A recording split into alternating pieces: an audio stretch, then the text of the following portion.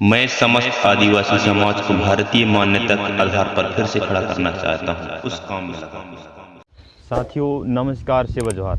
साथियों मैं विजय मरावी आप सबका स्वागत करता हूं इस पेशा अधिनियम 2022 के इस दूसरे भाग में। साथियों यदि पेशा अधिनियम 2022 के पहले भाग को आपने नहीं देखा है तो जाइए उस वीडियो को देखिए, और उस वीडियो को देखे बिना जो है ये वीडियो समझ में आने वाला नहीं है, क्योंकि कुछ मुख्य 3-4 बिंदु हैं जिस पर हमने उस वीडियो पर बात की है, चर्चा की है। साथियों डिस्क्रिप्शन बॉक्स में भी उस वीडियो का लिंक मिल जाएगा, यदि आप देखना चाहें तो देखें। साथियों आज की वीडियो पर चर्चा करने से पहले मैं कुछ समय पिछली वीडियो में जो बात किए थे उन बिंदुओं को सरसरी तौर पर लेंगे। जैसे पहला बिंदु था उसमें पेशा एक्ट क्या है, दूसरा था पेशा एक्ट के अधिकार क्या हैं, पेशा कानून जो है हमें क्या क्या अधिकार देता है, और तीसरा जो है पेशा ग्राम सभा की शक्तियाँ और पावर कि पेशा ग्राम सभा में क्या क्या पावर हैं हमारे लिए और सरकार के लिए। साथियों तो पहला बिंदु जो है पेशा एक्ट क्या है। साथियों पेशा act panchayat extension of scheduled area, जिससे हिंदी में अनुसूचित क्षेत्रों का विकास विस्तार के लिए जाना जाता है, इसमें परिभाषा है जो पिछली वीडियो में हमने चर्चा की है। इस वीडियो में सरसरी तौर पर हम चर्चा कर रहे हैं। और दूसरी बिंदु है पेशा ग्राम सभा के अधिकार की हमें क्या क्या अधिकार मिले हैं। पेशा ग्राम सभा में जो हमें जल जंगल और ज़मीन, इसका मुख्य रूप से प्रावधान है कि हम जो है अपने जल जंगल और ज़मीन को कैसे संरक्षित कर सकते हैं, और उन्हें बचाना हमारा ही कर्तव्य और अधिकार बनता है। और तीसरा है पेशा ग्राम सभा की शक्ति अर्थात पावर की हमें हमारे पास क्या क्या शक्तियाँ हैं पेशा ग्राम सभा में।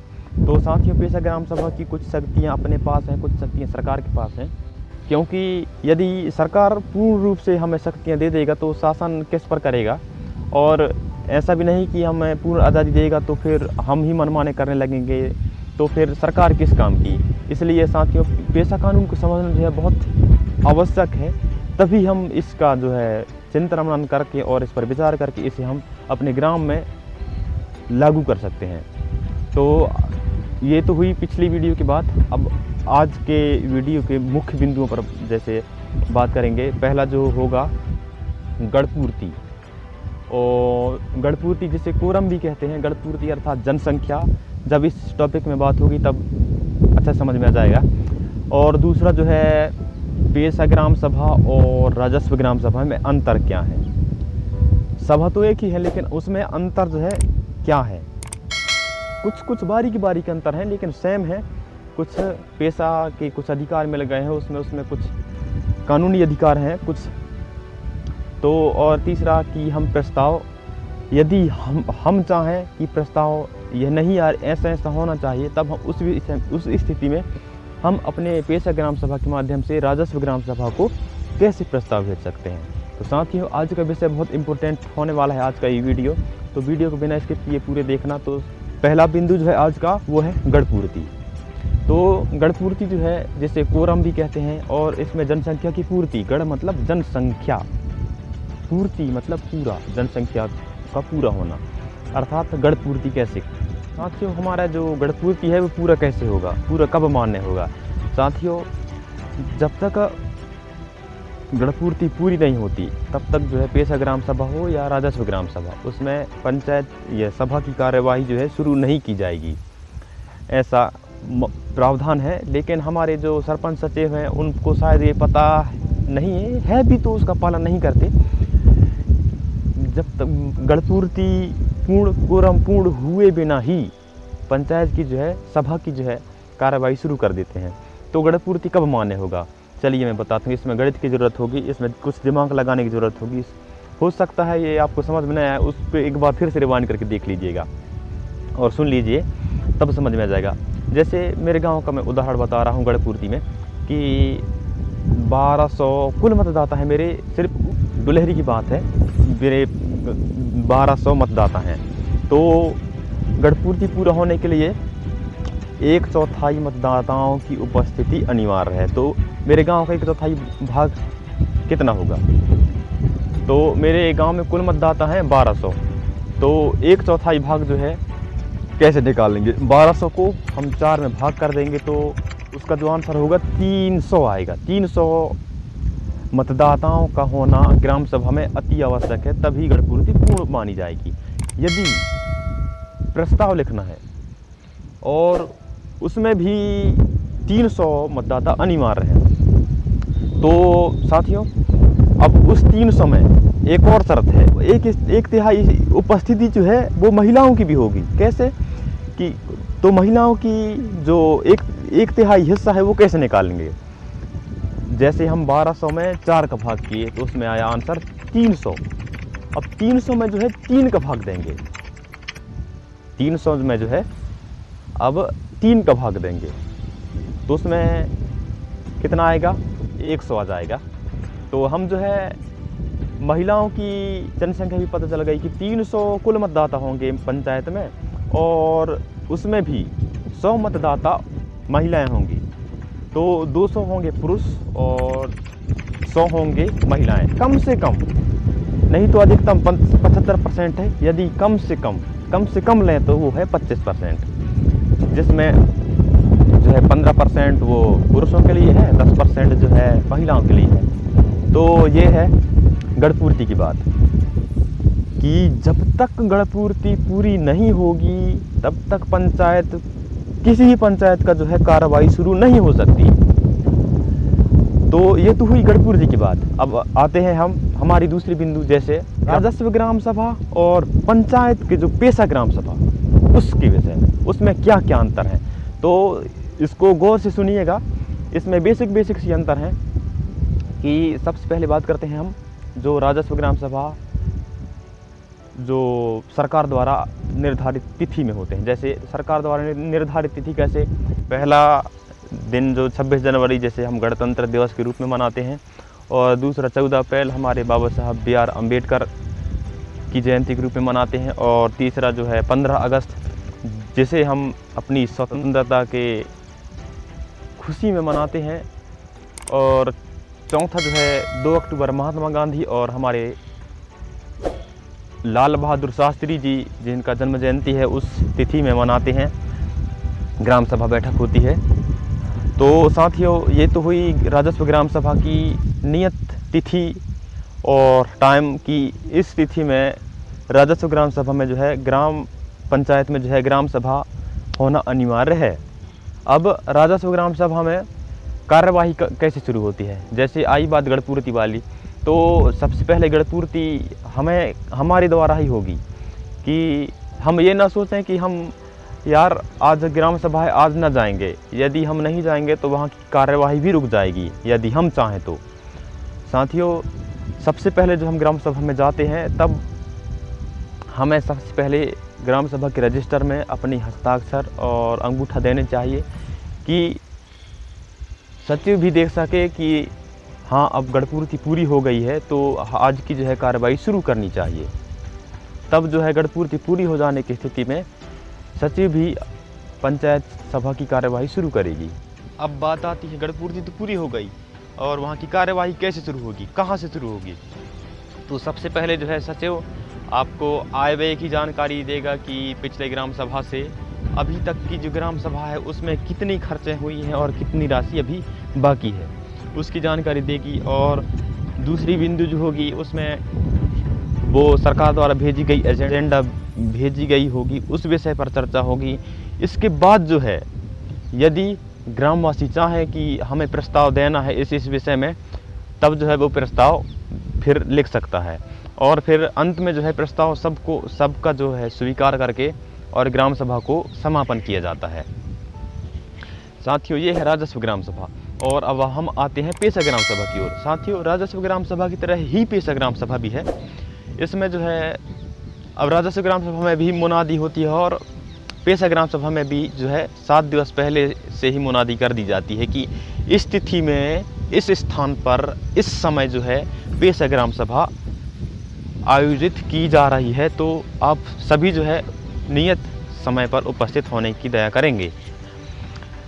और यदि हमें जो है कोटवार के माध्यम से मुनादी नहीं करानी है तो किसी पंपलेट में लिखकर और यदि किसी पन्ने में हम जानकारी लिखकर कि इस तिथि में जो है पेश ग्राम सभा का जो है बैठक होना है तो उसे ऐसी जगह पर चिपकाएं जहां पर जो है अधिक जनसंख्या आकर उसे पढ़ सके और उसे जानकारी मिल सके। तो ये तो हुई ग्राम सभा बुलाने की बात। अब पेशा ग्राम सभा जब किसी स्थान पर बुला ली जाती है तब उस स्थिति में किस किस की उपस्थिति में पेशा ग्राम सभा संचालित की जाएगी। तो उस पेशा ग्राम सभा का जो है एक अध्यक्ष होगा और सचिव होगा। सचिव जो हमारे ग्राम सभा के पदेन सचिव होगा, सॉरी क्षमा चाहता हूँ, राजस्व ग्राम सभा के टॉपिक में इसे नहीं बता पाया था। इसमें जो है सरपंच, सचिव, उप सरपंच, पंच और हमारे समस्त जनतागण होते हैं राजस्व ग्राम सभा में। और पेशा ग्राम सभा में जो है हमारे द्वारा चयन किया गया एक अध्यक्ष होता है और हमारे ग्राम सभा का पदेन सचिव वो सचिव के पद पर ही कार्यरत रहता है। यदि सचिव किसी काम में बिजी है और वो अनुपस्थित है तो उस एक दिन के लिए, उस एक ग्राम सभा के लिए हम किसी ऐसे व्यक्ति का सचिव के लिए चुनाव कर सकते हैं जो रजिस्टर कार्यवाही लिख सके, आवेदन लिख सके। तो अध्यक्ष भी हो गया, सचिव भी हो गया। अब हम कार्यवाही शुरू किस स्थिति में करेंगे। तो साथियों, पेशा ग्राम सभा में भी जो है गढ़पूर्ति की बात और गढ़पूर्ति की शर्तें होती हैं कि जब तक गढ़पूर्ति पूरी नहीं होगी तब तक जो है कार्यवाही नहीं की जाएगी। यदि एक दिन हम ग्राम सभा रखें और उसमें गढ़पूर्ति पूरी नहीं होती है, उस स्थिति में हमें क्या करना चाहिए। तो उस स्थिति में हमें ग्राम सभा को स्थगित कर देनी चाहिए आगामी तिथि और आगामी बैठक तक। और दूसरी बैठक में भी यदि यही समस्या आई तो उसे भी अगली आगामी तिथि और आगामी बैठक तक उसे भी स्थगित कर देनी चाहिए। और तीसरी बार यदि ग्राम सभा होती है तो उस स्थिति में जो है उस ग्राम सभा के अध्यक्ष का निर्णय अंतिम एवं सर्वमान्य होगा। तो साथियों, हम ये ना सोचें कि यदि हम ग्राम सभा में नहीं जाएंगे तो कुछ नहीं होने वाला है, बहुत कुछ होने वाला है। आप एक दो लोगों के बिना जो है पंचायत की कार्यवाही रुक सकती है, किसी का जो प्रस्ताव था वो रुक सकता है। साथियों, ऐसा ही होता है, यदि कई प्रस्ताव हुए उसमें गढ़पूर्ति पूरी नहीं हुई तो उस स्थिति में जो है प्रस्ताव को निरस्त कर दिया जाता है, स्थगित कर दिया जाता है कि इसमें तो कोई मंजूरी दे ही नहीं रहा है। वो ऊपर बैठे लोग ये सोचते हैं कि इस प्रस्ताव में जो है मंजूरी नहीं मिल रहा है गांव से, तो इसमें काम करने की ज़रूरत क्यों है। तो यदि हमारी जनसंख्या ज़्यादा होगी तो शासन भी सोचेगी कि हाँ, इस काम को जो है मंजूरी मिल रहा है इस गांव से, तो उस काम को जो है फोकस किया जाए और उस काम को जो है उस पंचायत में भेजा जाए। ऐसा होता है। हम ये नहीं सोचें कि हमारे बिना पंचायत थोड़ी रुकेगी, रुक सकती है। साथियों, यदि आप सोचें, आप एक तरफ ना सोचिए, आप दोनों तरफ सोचिए कि इस स्थिति में यहाँ रहूँगा तो क्या होगा और वहाँ रहूँगा तो क्या होगा। साथियों, आपको पंचायत और ग्राम सभा में जाना अति आवश्यक है। साथियों, ये बेसिक सी अंतर है पेशा ग्राम सभा और राजस्व ग्राम सभा में।